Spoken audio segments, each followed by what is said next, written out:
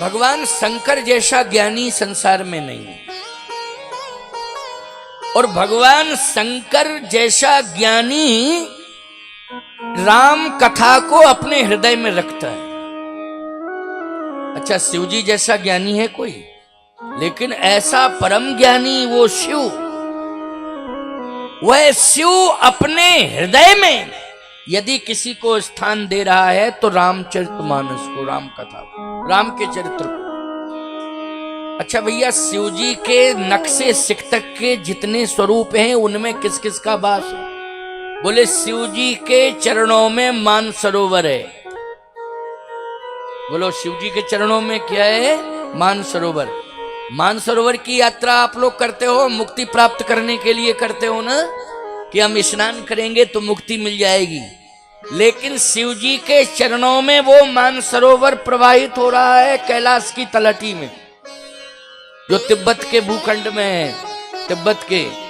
अब आजकल तो वहां जाना मुश्किल पड़ रहा है। ये चीन जब से जो है विरोध में आया है, तब से जो है हमारा प्रभावित हो रहा है वो तीर्थ। लेकिन फिर भी हम किसी न किसी तरह से यात्रा कर ही रहे हैं। थोड़ा व्यवस्थित ढंग से हो जाती थी, अब थोड़ा विशेष सुरक्षा के साथ कर रहे हैं। क्यों भाई? लेकिन कर रहे हैं, स्वतंत्र नहीं है। लेकिन मानसरोवर जाने में हम स्वतंत्र नहीं है, लेकिन शिवजी के चरणों से जुड़ा है मानसरोवर। अच्छा, दूसरी बात, शिवजी के मस्तक पर गंगा जी हैं, जटाओं में। अच्छा, गंगा जी का काम क्या है? गंगा जी का काम भी मुक्ति देने का है। गंगे तौ दर्शनात् मुक्ति। गंगा जी का दर्शन करने मात्र से मुक्ति मिल जाती है। स्नान करो तो कहना ही क्या है। आपके क्षेत्र में ही गंगा जी होंगी, यहां से 10, 5, 15 किलोमीटर। क्यों? कौन सा घाट है आपका?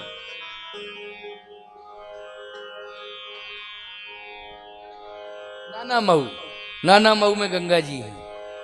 यहां से 10-15 किलोमीटर, 5 ही है। अरे तब तो गंगा जी के तट पे बैठे आप, है ना।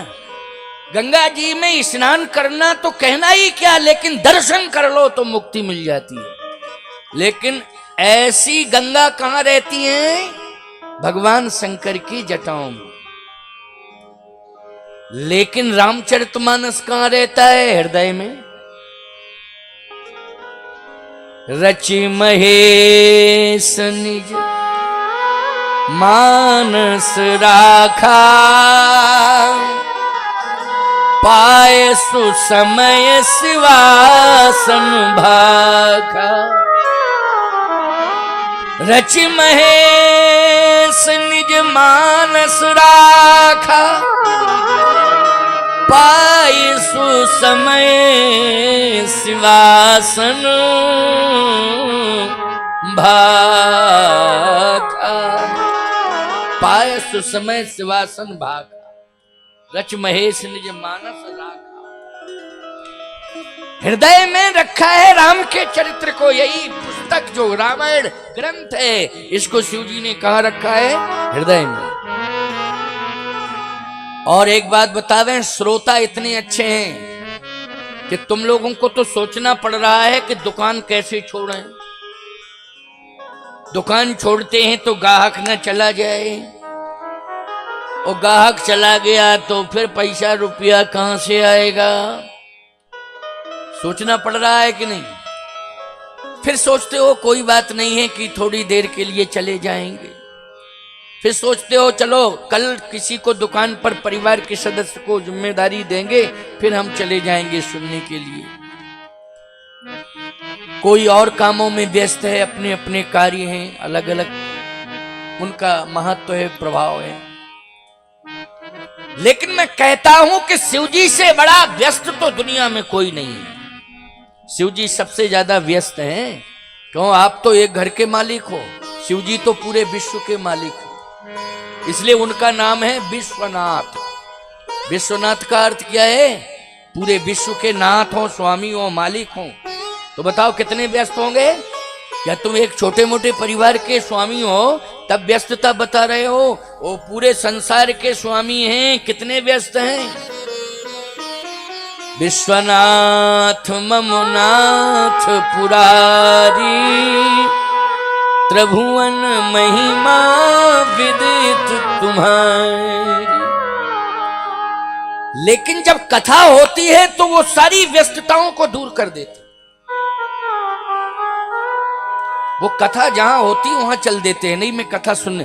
दो की विशेषताएं हैं तो वो शिव जी, हनुमान जी की और शिव जी की। यद्यपि भगवान शिव ही हनुमान है। जहां भी कथा होगी वहां हनुमान जी जरूर पहुंचेंगे, जहां कथा होगी वहां शंकर जी जरूर पहुंचेंगे।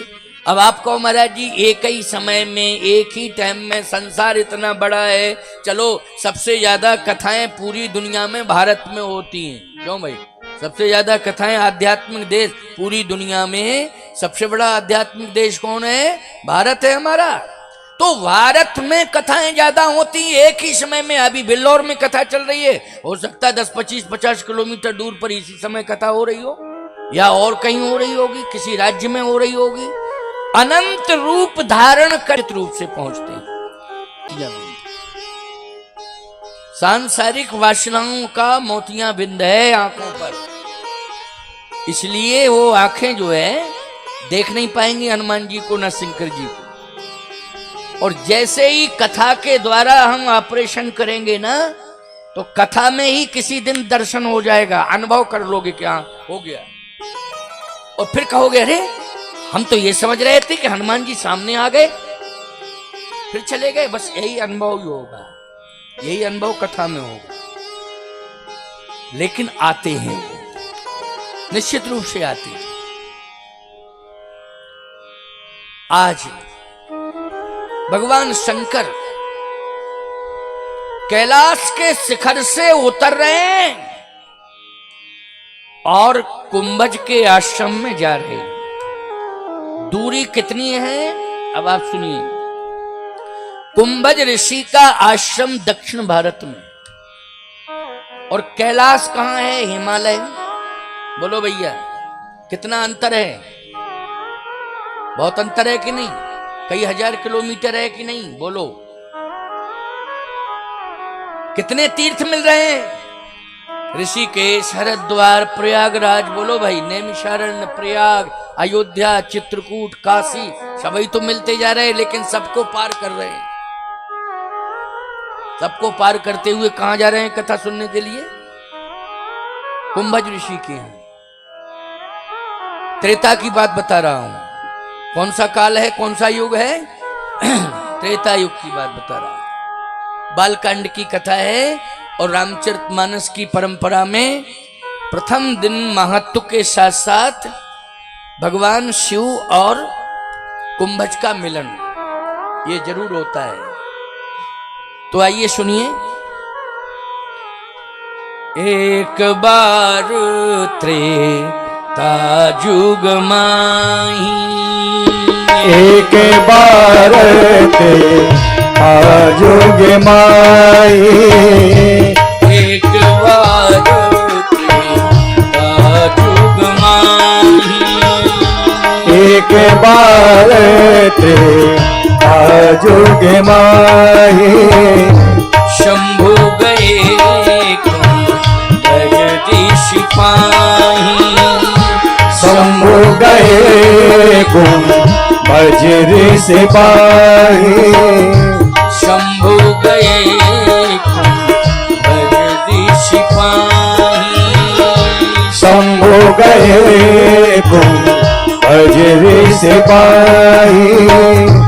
एक बार त्रेता जुग माही, एक बार त्रेता जुग माही, शंभु गए कुंभज ऋषि पाए। शंभु गए कुंभज ऋषि पाए। अच्छा बोलो, परंपरा यह है कि ऋषि मुनि महात्मा किसके पास जाते हैं? शिव जी के पास जाते हैं। जाते हैं कि नहीं जाते हैं? लेकिन शिव जी किसके पास जा रहे हैं आज? कुंभज ऋषि के पास। ऋषि शिव के पास जाते हैं। ऋषि मुनि महात्मा बोलो कैलाश की यात्रा करते हैं कि नहीं करते हैं? करते हैं। हिमालय की यात्रा करते हैं कि नहीं करते हैं? करते हैं। लेकिन आज शिव जी को दक्षिण की यात्रा करनी पड़ रही है। किसके कारण बोलो? कथा के कारण। और कोई कारण नहीं है, केवल कथा। शंभु गए कुंभज ऋषि पाही। सती जी ने कहा तैयारी चल रही है कहीं जाने की, कहां जा रहे हो? जैसे आज कलयुग में पति ही पत्नी से पूछता है कहां जा रही हो? अरे कथा हो रही है रामलीला मैदान में, पता नहीं है तुमको? कथा सुनने जा रही हूं। अच्छा बोलो भाई, पति की हिम्मत नहीं है कि कथा के लिए पत्नी को रोके? कथा में जा रही है, अच्छी जगह जा रही है, कथा सुनने जा रही है, अच्छा अच्छा ठीक, जाओ जाओ जाओ जाओ। लेकिन यहां त्रेता में शंकर जी को कहना पड़ रहा है अपनी पत्नी सती से कि मैं कथा सुन मंदिर में। बोलो पहुंचती हैं कि नहीं? मैं तुम तो ये स्नान कर लेती हैं एक लोटा जल लेके, देवी देव, हम तो कहते हैं कि अगर ये ना हो तो देवी देवता प्यासे ही रहे, कोई पानी ही देने वाला नहीं है। सही बात बता रहे, प्यासे ही रह जाए वो, तो मालपुआ खाओ वो प्यासे रहे। लेकिन ये पिलाती हैं सबसे पहले, बोलो स्नान भी कराती हैं और जल पिलाती हैं। बोलो भाई कितनी बड़ी सेवा कर रही हैं देवी देवताओं की। मंदिर तो तुम बहुत बनवा देते हो, लेकिन देवता की पूजा पर ध्यान नहीं देते हो। ये भक्ति है। इसके बाद फिर आती हैं घर में, तब भी तुम नहीं जगते हो। फिर ये जगाती, उठ जाओ उठ जाओ। देखो हम इतने मंदिरों में दर्शन करके आ गई, और फिर याद रखना जल ले आती हैं, ले थोड़ा सा पान कर लो, मस्तक में लगा देंगी। पति के भी बच्चों के भी, क्यों लगाती कि नहीं, बच्चों के भी। ये श्रद्धा की बात है। यही तो, इसलिए तो कहता हूं कि तुम्हारी श्रद्धा के कारण ही तो उस ब्रह्म को बालक बनना पड़ता है। तुम्हारी श्रद्धा के कारण बालक बनना पड़ता है। वो ऋणी हो गया है तुम्हारा, इतनी सेवा तुम कर रही हो कि वो ऋणी हो गया है। और बालक बन के इसलिए आता है कि तुमने मेरी सेवा की है, अब हम तुम्हारी सेवा करने आ रहे हैं, पुत्र बनकर के तुम्हारी सेवा करें। बोलो इसलिए पुत्र बनता है। किसके लिए पुत्र बनता है? सेवा करने के लिए। और बोलो सेवा करने के लिए आता है वो परमात्मा तुम्हारी श्रद्धा भक्ति के कारण। और इन्हें फोकट में लाभ मिल जाता है, क्योंकि ये अपने आप बाप बन जाते हैं। फिर तो भाई बन जाते हैं कि नहीं? क्योंकि भक्ति तुम्हारी जुड़ी है, शक्ति तुम्हारी जुड़ी है, सेवा तुम्हारी जुड़ी है देवी देवताओं के साथ। लाभ इनको मिल जाता है, लाभ मिल जाता है। सुनो, ध्यान से सुनना मेरी बात को।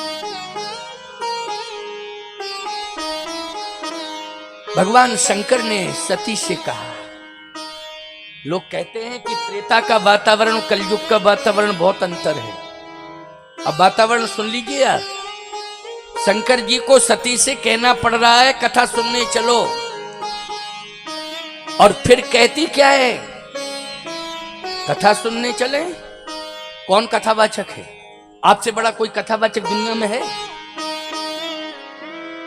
भगवान शंकर ने कहा अगर तुम ये मानती हो कि मुझसे बड़ा कथावाचक कोई नहीं है, तो फिर मेरी बात को क्यों नहीं मानती हो? मानना चाहिए कि नहीं? जैसे पति को मानो लेकिन पति की भी मानो, रामायण को मानो रामायण की मानो, माता पिता को मानो माता पिता की मानो, गुरु को मानो गुरु की मानो। अब गुरु को मान रहे, गुरु की नहीं मान रहे, माता पिता को मान रहे, माता पिता की नहीं मान रहे। गड़बड़ ये नहीं, संतुलन बिगड़ा हुआ है। मैं एक बात कहता हूं, कलयुग में सबसे ज्यादा धर्म कर्म सत्कर्म माताओं बहन बेटियों तुम्हारे द्वारा हो रहे हैं। उसमें अहम भूमिका तुम्हारी है, सहयोग इन सबका है। लेकिन त्रेता की बात मैं बता रहा हूं, भगवान शंकर को प्रेशर बनाना पड़ा, दबाव। नहीं नहीं चलो कथा सुनने के लिए। सती जी ने कहा कि कथावाचक का नाम बताओ। बोले कुंभज। अरे बोले कुंभ मानी घड़ा होता है, सीमित ज्ञान रखने वाला वो व्यास। आप तो ज्ञान के समुद्र हैं, लेकिन वो सीमित ज्ञान रखने वाला महात्मा, उसके यहां जा रहे हो। इसलिए तो मैं कहता हूं कि और सब आप में अच्छा ही है, लेकिन भांग ज्यादा पी लेते हो, तो अपना असर प्रभाव नहीं समझते हो कि मेरा प्रभाव क्या है। शंकर जी ने कहा हम भांग ही नहीं पीते हैं, जहर भी पीते हैं, जहर का असर है मेरे ऊपर।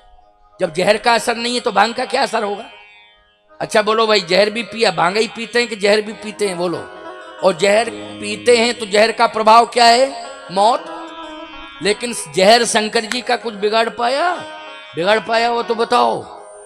भगवान शंकर ने कहा ये मत देखा करो कि मैं क्या पी रहा हूं क्या नहीं पी रहा हूं, कोई असर नहीं मेरे ऊपर।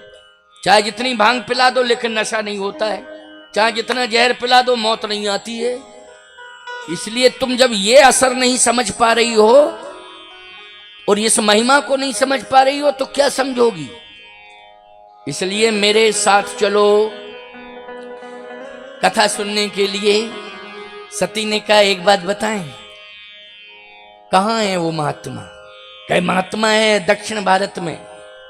सती ने कहा जैसे ही चलेंगे कैलाश से तो मेरा मायका मिलेगा हरिद्वार कनखल, वहां रुक जाना। इतने बढ़िया बढ़िया बाबा हैं कथा कहने वाले हरिद्वार में, मैं सुनवाऊंगी। मेरा बाप है राजा, बड़े बड़े कथावाचक महात्मा आके वहीं कथा सुनाएंगे। देखो पिता का अभिमान आ गया कि नहीं आ गया? क्यों?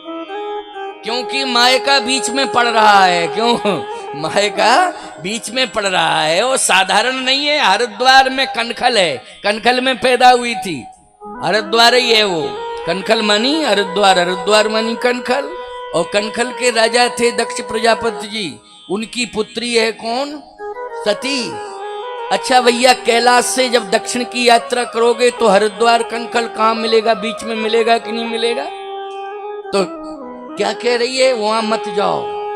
फिर कहे आप अपनी ससुराल में रुक जाओ, मेरा मायका आपकी ससुराल, वहां स्वागत भी होगा और बढ़िया बढ़िया महात्माओं को बुलवाऊंगी और कहूंगी पिताजी अच्छे संत बुलाओ, इनको कथा सुनवाओ।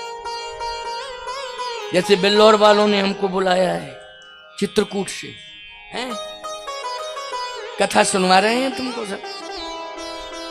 सती भी कह रही है कि बहुत अच्छे अच्छे महात्माओं की वाणी सुनने को मिलेगी कनखल हरिद्वार में। भगवान शंकर ने कहा बस यही तो भाव है तुम्हारा, आकर्षण तुम्हारा पिता के प्रति है, आकर्षण तुम्हारा कथा के प्रति नहीं है। शंकर जी स्पष्टवादी हैं, बोल दिए पिता के प्रति आकर्षण है लेकिन कथा के प्रति आकर्षण नहीं है। कुंभज ऋषि के यहां मैं क्यों जा रहा हूं कथा सुनने के लिए, इस बात पर विचार करो। हां बताओ, तुम कहती हो कि वो घट के समान है, लेकिन वो साधारण घट नहीं है, उनका नाम कुंभज ही नहीं है, उन्हीं का नाम अगस्त है। इतना बड़ा घट है कि पूरा समुद्र पी लिया। अच्छा बोलो, समुद्र किसने पिया था? जल्दी बोलो, महात्माओं में समुद्र किसने पिया था? अगस्त जी। अगस्त ही का नाम कुंभज है। अब बताओ पूरा का पूरा समुद्र किसमें समा गया? घड़े में। तो वो घड़ा विशेषता लिए कि नहीं लिए? जल्दी बोलो, घड़ा क्या है? विशेषता लिए। जैसे ये ब्रह्मांड एक घट में समाया है, तो ब्रह्मांड कितना बड़ा है लेकिन घट कितना बड़ा होगा? सोचो जरा। लेकिन पूरा ब्रह्मांड किसमें समाया है?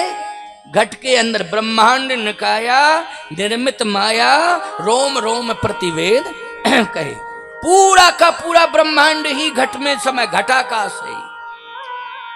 तो घट के अंदर अब इसकी व्याख्या होगी तो बड़ी विचित्र व्याख्या होगी। अब लोग कहेंगे बाजार में कैसी बातें करते महाराज, पूरा ब्रह्मांड घड़े में, घट में, पता नहीं भांग खा के आए कथा कहने जाने क्या। अरे भैया तुम नहीं समझ पाओगे जो मैं व्याख्या कर रहा हूं, इसके लिए अभी तुम्हें बहुत समय लगेगा समझने में, इसलिए उस प्रसंग को अभी नहीं सुनाऊंगा, तुम्हारी समझ में जो आ जाए वो सुनाऊंगा। सती पूरा का पूरा समुद्र पी लिया है उन्होंने, अगस्त ने, वही है कुंभज।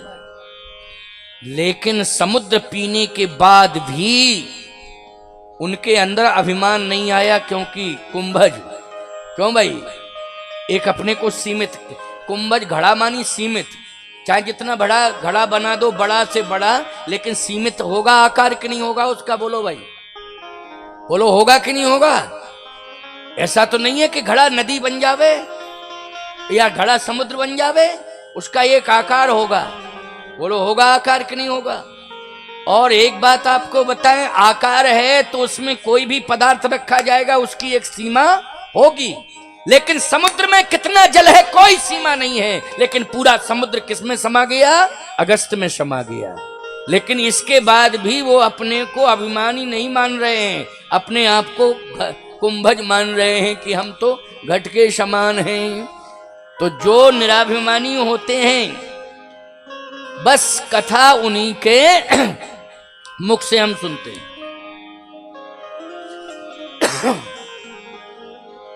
जो निराभिमानी होते हैं, हम कथा उन्हीं के मुख से सुनते हैं। याद रखना, अभिमानी बनकर के कभी कथा नहीं कहना चाहिए वक्ता, और ज्ञानी बनकर के भी कथा नहीं कहना चाहिए वक्ता को। ध्यानी बनकर के भी कथा नहीं कहना चाहिए वक्ता को। वक्ता को तो निराभिमानी बनकर के कथा कहनी चाहिए। वही कथावाचक सफल है, उसी की कथा सफल है जो निराभिमानी है।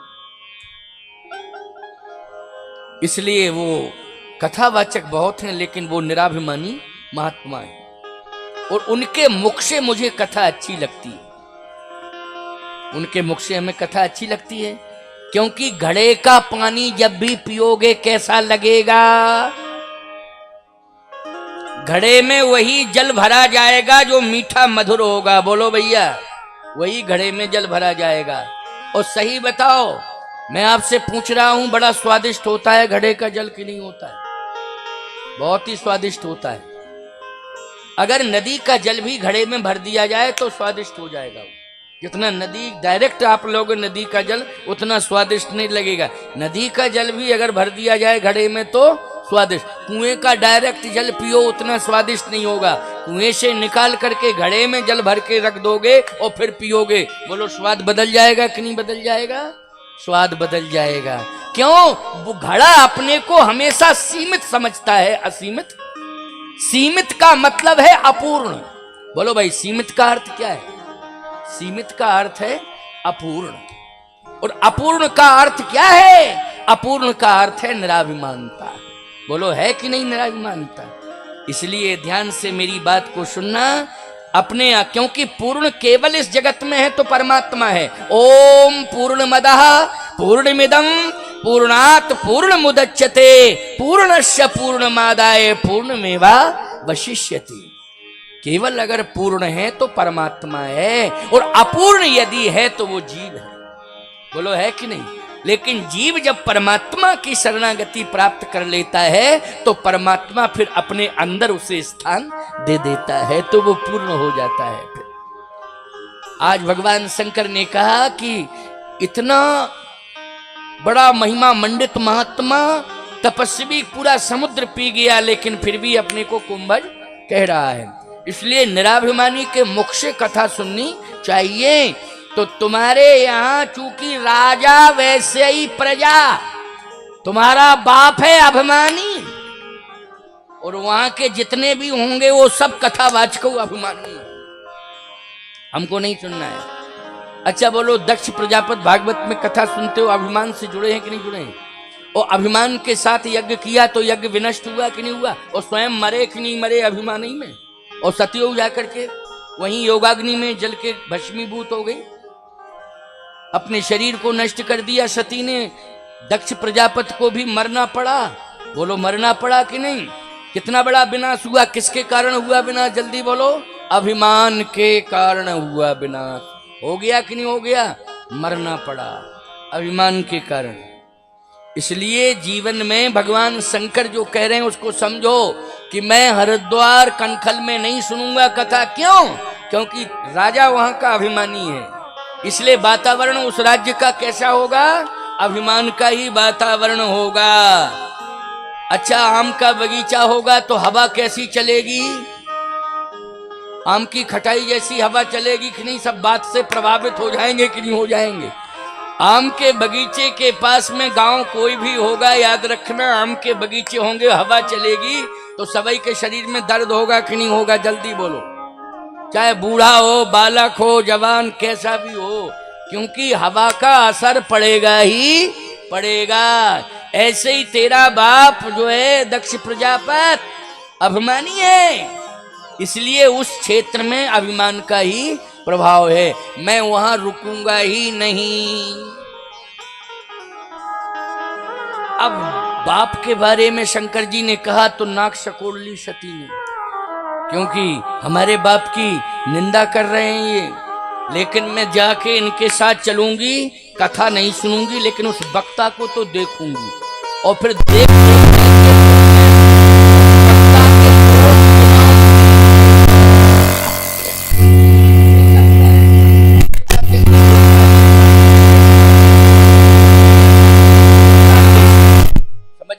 छिद्रान्वेषण, ऐसा कभी नहीं सोचना चाहिए। कभी भी वक्ता के दोषों का वर्णन नहीं करना कि हम गए वहां, उनमें ये कमी, ये कमी, ये कमी, ये कमी। नहीं नहीं, तुम्हें तो कमी नहीं देखना है, जो सार बता रहा हूं उसको ग्रहण करना है, कमियों को ग्रहण नहीं करना है। शरीर हाड़ मांस का है, गुण दोष से बना है। कोई दावा नहीं किया जा सकता है कि इसमें गुण ही गुण है, दोष भी हो सकते हैं। भाई गुण दोष से शरीर बना है तो ये क्या मेरा दावा होगा कि इसमें गुण ही गुण है, कोई दोष नहीं है? दोष भी होंगे, लेकिन तुम्हें दोष नहीं देखना है। तुम्हें क्या लेना है? तुम्हें गुणों का सार लेना है। लेकिन सती पहले से ही चैलेंज देकर जा रही है कि मेरे बाप में दोष निकाल रहे, अभिमानी है वो, और जिसे तुम व्यास मान रहे हो वक्ता, मैं उसके दोष गिनाऊंगी।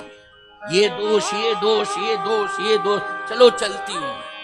और याद रखना, सती जी गुण लेने के लिए नहीं गई हैं, वक्ता का दोष देखने के लिए गई हैं। इसलिए सती और पार्वती में अंतर क्या है? वही सती पार्वती बनी है, लेकिन अंतर यह है कि सती संशय का प्रतीक है और पार्वती श्रद्धा का प्रतीक है। तो पूजा याद रखना, यद्यपि 52 शक्तिपीठें सती के माध्यम से बनी हैं, लेकिन 52 शक्तिपीठों की स्थापना केवल सती के अंगों की 52 ही जगह है, 53वीं कोई जगह नहीं संसार में सती के। और इसमें भी शंकर जी की महिमा जुड़ी है। अगर शंकर जी न ले जाते तो काहे को 52 शक्तिपीठें बनती? लेकिन केवल 52 जगह इस दुनिया में, 52 जगह सती का स्थान है, 52 शक्तिपीठ। लेकिन पार्वती जी का स्थान हर गांव में, हर मोहल्ला में है कि नहीं? जल्दी बताओ। मोहल्ला में जहां जहां भी शंकर जी के स्थान बने हैं, शिव परिवार होगा, अगर 10-5 मंदिर बिल्लौर में होंगे तो 10-5-15 जगह बोलो पार्वती की पूजा हो रही है कि नहीं हो रही है? लेकिन सती जी की 52 जगह तो हो रही है, लेकिन जाना पड़ेगा वहां तब ना। लेकिन पार्वती जी की बोलो हर जगह हो रही है पूजा कि नहीं हो रही है? अंतर दिखाई दे गया। वही सती पार्वती बनी है दूसरे जन्म में, लेकिन श्रद्धा लेकर के जन्म लिए हैं, इसलिए महिमा बढ़ गई। और संशय लेकर के सती चली तो महिमा सीमित हो गई। बोलो हो गई सीमित कि नहीं? मैं उनके शरीर के अंदर जो शक्ति है, जिससे शक्ति पीठों का साम्राज्य स्थापित हुआ है, मेरे लिए वो 52 शक्तिपीठें समर्पण के भाव से ही मैं उन्हें स्वीकार करता हूं। मेरा उन 52 जगह पर समर्पण है। लेकिन जो महिमा पार्वती की है जगह जगह, बोलो भैया वह। और अच्छा एक बात बताओ, कौन सा ऐसा मंदिर है शंकर जी का जिसमें सती बैठी है? पत्नी है जबकि सती, लेकिन किसी मंदिर में शिव जी के साथ सती बैठी हैं? जल्दी बताओ। लेकिन जहां जहां भी शिवालय हैं, वहां वहां कौन बैठी हैं? पार्वती बैठी हैं। क्योंकि शंकर जी ने संशय को दूर कर दिया और श्रद्धा को सदा सदा के लिए स्वीकार कर लिया है। इसलिए राम कथा संशय को दूर करती है। किसको दूर करती है? संशय को। और हे सती, तेरे जीवन में संशय है, तू चल कथा सुन, संशय दूर हो जाएगा। लेकिन सती का संशय कथा दूर नहीं कर पा रही है। क्यों नहीं कर पा रही है? क्योंकि श्रद्धा नहीं है सती के अंदर। अगर श्रद्धान्वित होकर के कथा सुनती तो संशय दूर हो जाता। लेकिन संशय लेकर के कथा सुन रही है और दोषों को निकालने का भाव बना करके बैठी है कि मैं दोष निकालूंगी। इसलिए कथा ने हृदय परिवर्तन नहीं कर पाया। श्रद्धा से यदि आप सब कथा सुनेंगे तो निश्चित रूप से संशय दूर हो जाएगा। राम कथा सुंदर करतारी, राम कथा सुंदर करतारी, राम कथा सुंदर करतारी, राम कथा सुंदर करतारी, संशय विहंग उड़ावन हारी, संशय विहंग उड़ावन हारी, संशय विहंग उड़ावन हारी, संशय विहंग उड़ावन हारी,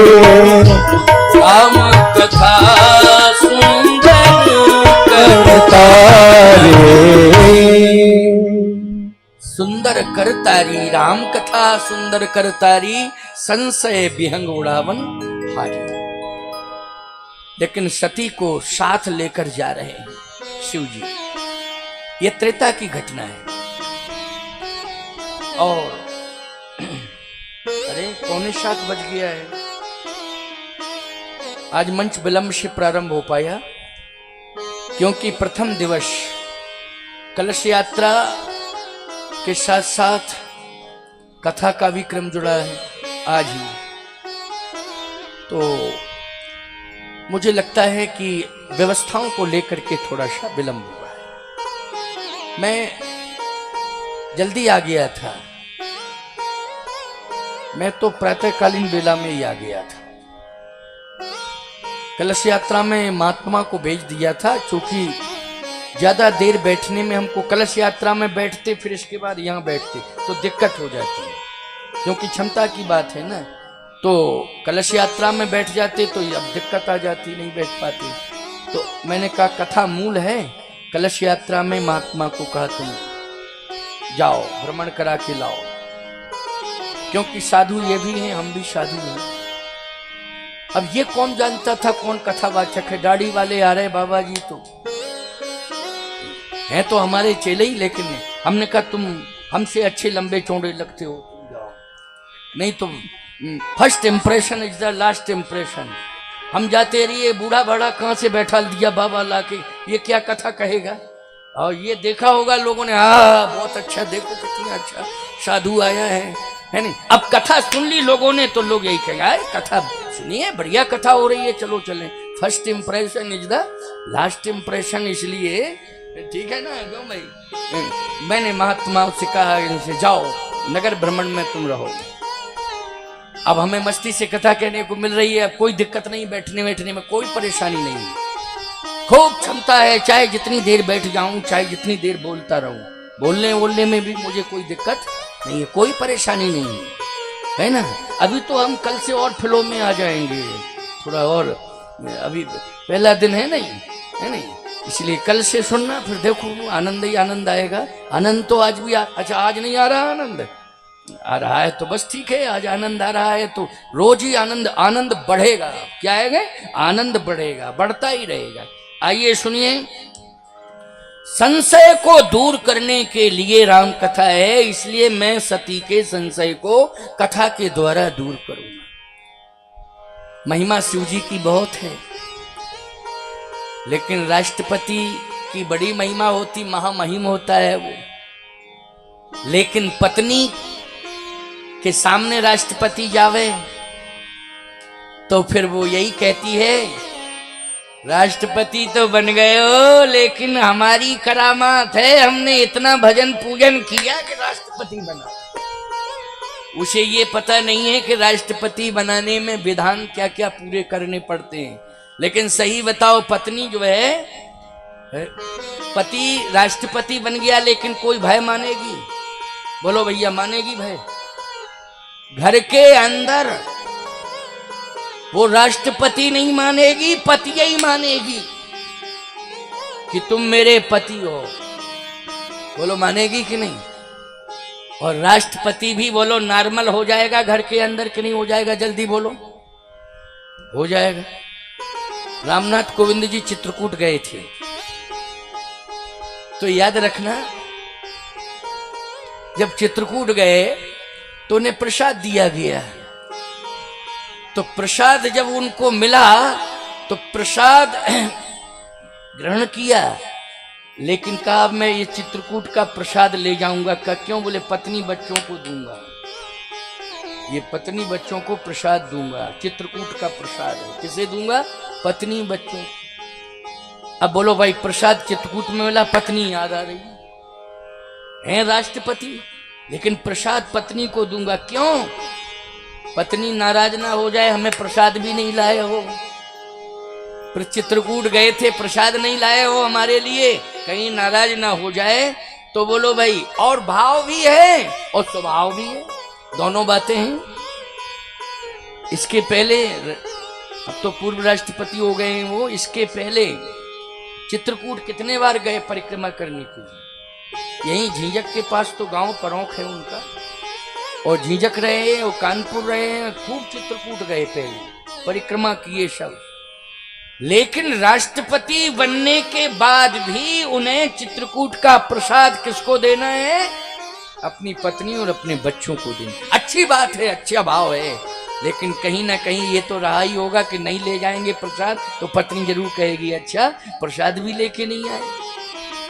अच्छा एक बात बताओ, प्रधानमंत्री भी इस भाषा में बात नहीं कर सकता है राष्ट्रपति से? बोलो कर सकता है क्या? प्रधानमंत्री भी नहीं कर सकता है, जबकि प्रधानमंत्री को इस देश में पावर बहुत मिले हैं। बोलो मिले हैं कि नहीं? राष्ट्रपति तो सर्वोच्च है ही है, लेकिन पावर प्राइम मिनिस्टर के पास है कि नहीं? लेकिन क्या इस भाषा में बात कर सकता है जो पत्नी जिस भाषा में राष्ट्रपति और पति से बात करेगी? क्या प्राइम मिनिस्टर कर सकता है? नहीं। पत्नी और पति का प्रेम ही कुछ और होता है, उनका प्रेम ही कुछ और है। शास्त्रों में देख लीजिए, जब नारायण और लक्ष्मी जी की एकांत वार्ता होती है तो वो भाव अलग है, और जब नारायण समाज में आते हैं तो भाव वो अलग हैं। इसलिए भैया ये अनादिकालीन परंपरा चली आ रही है, इतना ध्यान जरूर देना है कि आप अपने पति को, क्योंकि धर्म पत्नी हो तो आप अपने पति को पतन से बचाओ, धर्म में लगाओ। यही काम है धर्म पत्नी, पतन से बचाओ और धर्म में लगाओ, तभी तो धर्म पत्नी हो। और पति का धर्म ये कहता है कि जगत पति की शरण में वो रहे, जगत पति को अपना सब कुछ माने। बोलो भैया कितना अच्छा परिवार माना जाएगा? यही तो हमारे यहां सनातन की मर्यादा है। लेकिन सती जी शिव जी जैसा पति पाकर के भी तर्क कर रही हैं और संशय रख रही हैं। शिव जी पर संशय नहीं है, लेकिन कथावाचक पर संशय है। हम ये बिल्कुल नहीं कहेंगे भैया उन्होंने शंकर जी जैसा चरित्रवान कौन होगा, शंकर जी जैसा महान कौन होगा। शिव जी पर संशय नहीं है, यानी पति पर संशय नहीं है, लेकिन पति जहां जा रहा है कथावाचक के ऊपर संशय करना चाहिए था। पति और कहीं जा रहा होता, क्यों भाई, मर्यादा के विपरीत जगह पर ले जा रहा होता तो संशय करना चाहिए, लेकिन कथा के क्षेत्र में ले जा रहा है। एक समुद्र के तट पर कथा हो रही है, संतों के बीच में कथा हो रही है, वहां अगर पति ले जा रहा है तो प्रसन्नता पूर्वक जाना चाहिए था, किसी भी प्रकार का तर्क नहीं करना चाहिए था। लेकिन नहीं मानी सती, तर्क पर तर्क करती गई। लेकिन सनातन धर्म इतना उदार है कि जब जा रही है कथा सुनने के लिए पति के साथ, तो सम्मान शास्त्र ने शिवजी से ज्यादा सती को दिया है। शिवजी से ज्यादा शास्त्र ने दिया है, शिवजी से ज्यादा सम्मान दिया है सती को। प्रमाण है, संग सती एक बार त्रेता जुग माही, शंभु गए कुंभज सिपाही। शंभु 2 अक्षर वाला नाम, लेकिन संग सती जग जननी भवानी। साथ में कौन जा रही है? बोले सती अकेली नहीं, जग जननी भवानी, जगत की माता जा रही है, जगत जननी। किसके साथ? बोले शंभु गए, शंभु के साथ। सम्मान किसे दे रहा है शास्त्र? बोलो सती को। अच्छा भैया चलते जाओ, आगे बढ़ते जाओ, 7:15 तक कह देंगे, आरती 7:30 बजे तक करा देंगे, ठीक है? 7:30 तक आरती हो जाए। कल से प्रवचन टाइम क्या है प्रचार पत्रों में? 4 बजे से 7 बजे तक, 4 से 7 का समय है, इसलिए 4 बजे से 7 बजे तक कथा होगी, प्रतिदिन होगी, और 7 बजे आरती हो जाएगी। 7:30 बजे तक आप लोग यहाँ से अपने अपने घर को प्रस्थान करेंगे, लेकिन आज 7:30 बजे आरती कराएंगे, ठीक है ना? 7:30 बजे आरती, चूंकि आज विलंब हो गया था और विलंब व्यवस्थाओं को लेकर हुआ, कोई बात नहीं। आइए सुनिए, बड़ा अच्छा भाव है। भवानी जा रही हैं, जगत जननी जा रही हैं, साथ में